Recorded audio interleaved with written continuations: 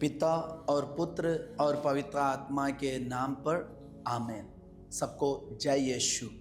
यीशु का दुख भोग हमारे लिए ऐसे के रास्ता दिखाते हैं।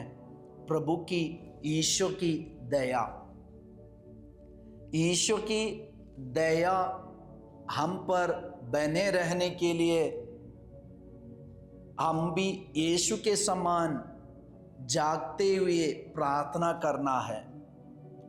तोबीत के ग्रंथ में हम एक सुंदर घटना देखते हैं। प्रार्थना कभी व्यर्थ नहीं होगी। शायद आज हमारे जीवन में ऐसे एक विचार है, मैंने इतने सारी प्रार्थना किया, मुझे क्या मिला? मैं इतने अच्छा भलाई किए, ईमानदारी जिंदगी बिताए और प्रार्थनामय जिंदगी बिताए, यीशु के लिए सेवा किया, आज मुझे क्या मिला है?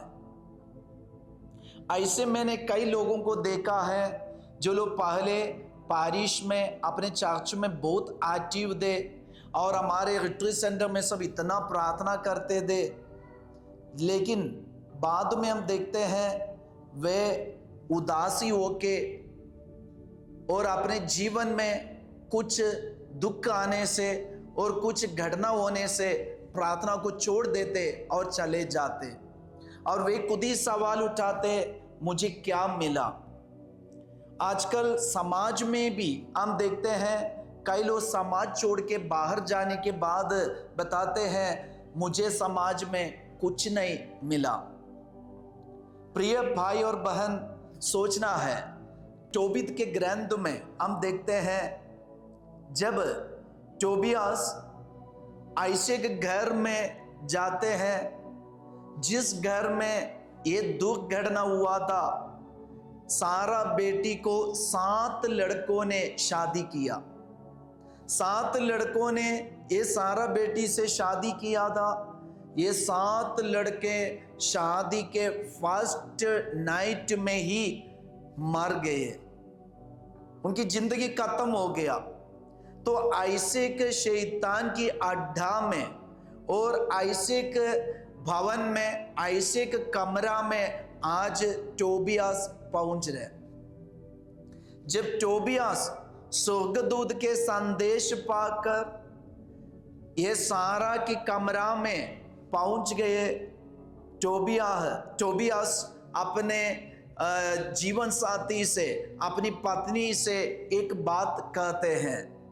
वचन में लिखा है, तोबीत का ग्रंथ अध्याय 8 वचन संख्या 4 में, माता पिता ने कमरे से बाहर आकर उसका दरवाजा बंद कर दिया। टोबिया ने पलंग से उठकर सारा से कहा, बहन उठो, हम प्रार्थना करें और अपने प्रभु से निवेदन करें कि वह हम पर दया करे और हमें सुरक्षित रखे। बहन उठो, हम प्रार्थना करें और अपने प्रभु से निवेदन करें कि वह हम पर दया करे और हमें सुरक्षित रखे। आज हम सोचना है, हम इतना प्रार्थना करके थक गए और हमें ऐसे लग रहे प्रार्थना नहीं करना चाहिए, छोड़ देना चाहिए, अभी जिंदगी में जीना चाहिए।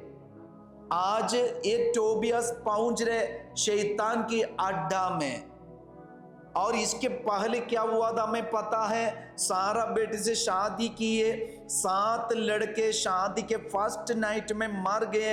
ऐसे के घर में, ऐसे के कमरा में अभी ये टोबियास पहुंच रहे। और टोबियास का सबसे पहला निवेदन ये है, बहन उठो, हम प्रार्थना करें ताकि ईश्वर की दया हमें मिले, यीशु की दया हमें मिले। तो ये उपवास काल हमें याद दिलाते हैं, हम भी शायद ऐसे के जगह में पहुंच गए होंगे जिस घर में शैतान की अड्डा है और वहाँ मूर्ति पूजा है, जादू टोना है और तंत्र मंत्र का जगह है और ऐसे प्रार्थना नहीं है और भोग विलास का एक जगह है और नशापन का एक जगह है, ऐसे एक घर में हम पहुंच गए होंगे। अगर हम स्वर्गदूतों की बात सुनकर टोबियास की तरह ईश्वर की इच्छा ढूंढकर इस जगह में हम पहुंच रहे, तो ध्यान रखना हमारी प्रार्थना में एक जीत है। हम यीशु से आज सीखे कि हम भी यही प्रार्थना करें। यीशु के दुख की वेला में यीशु पिता से प्रार्थना किया, इसलिए यीशु को धैर्य मिला, यीशु को वही हिम्मत से आगे बढ़ रहे। आज हमारे लिए भी यीशु दिखाने वाले वही रास्ते में हम भी चले। यीशु मनुष्य बनकर ये धरती में आया और यीशु अपने दुख भोग के द्वारा बहुत सारी बातें हम इंसान को सिखा रहे। हम मनुष्य है। स्वर्गदूत की बात मानकर टोबियास ऐसे चमत्कार वहां किए, तो आज अपने जीवन में हम भी चमत्कार कर सकते। और कैसे तुम बच गए? जब टोबियास से ये सवाल उठाए, उन्होंने एक ही बात बताया, बस स्वर्गदूत की बात मानकर हम पिता से, ईश्वर से प्रार्थना की। प्रिय भाई और बहन, आज कलीसिया की बात मानकर हम भी प्रभु से प्रार्थना करने वाले बन जाए।